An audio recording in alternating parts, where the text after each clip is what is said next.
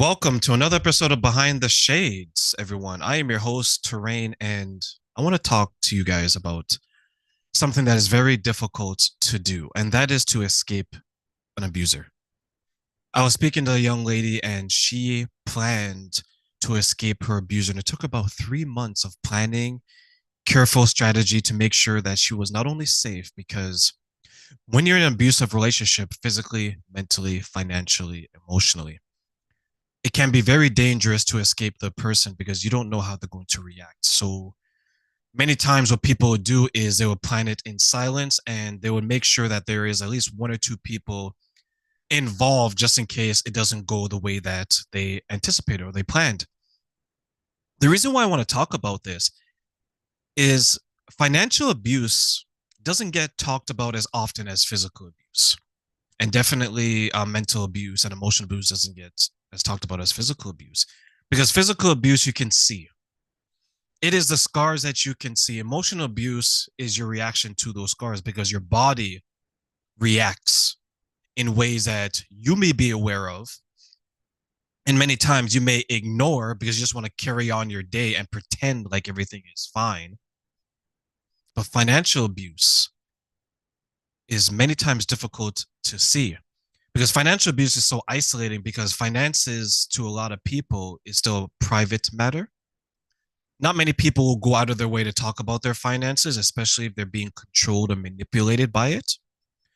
So an abuser who in public has crafted such a polished image that they will seek out those who are more susceptible to being abused, those who are vulnerable to it. Maybe someone had a recent death in the family. Maybe they've gone through a bad breakup. Maybe they're divorced.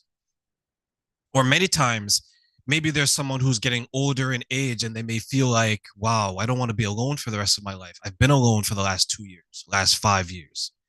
Will I ever find someone to love me in the way that I want to be loved? And then ding, ding, ding, ding, ding, your doorbell rings and here's the abuser with a bouquet of flowers and a big smile on their face, ready to treat you in all the ways that you thought that no one was ever going to treat you again. It's like they were the perfect person to turn your dream into reality. But ladies and gentlemen, they're turning your dream into a nightmare, and your nightmare will become your prison. Because a lot of times what they do is they want to make sure that you are always in their control. They will take one of the oldest tools from the playbook, and that is they will gaslight you. They will manipulate your reality. They will make you believe that what you're seeing, what you're hearing, isn't true, isn't accurate. You can literally see them across the street doing something that will trigger you. Maybe they have a secret relationship, a secret husband, secret wife, kids that you don't know about, and they will deny it even though your eyes will see it. Maybe they're very secretive, they hide things.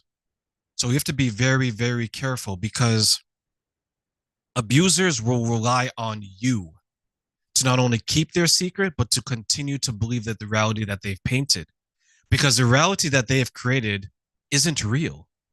They're living a facade. They're continuing the charade because they need you to believe it for it to be believable. They exist in a world that is separate from reality. That's why when they seek out these people, they pull them into their distorted view of the world. And then they manipulate what you see, control what you hear. An abuser looks good on paper in the beginning, but shortly afterwards, the mask of this person will eventually fall. And what you have to do is prepare yourself safely to escape them.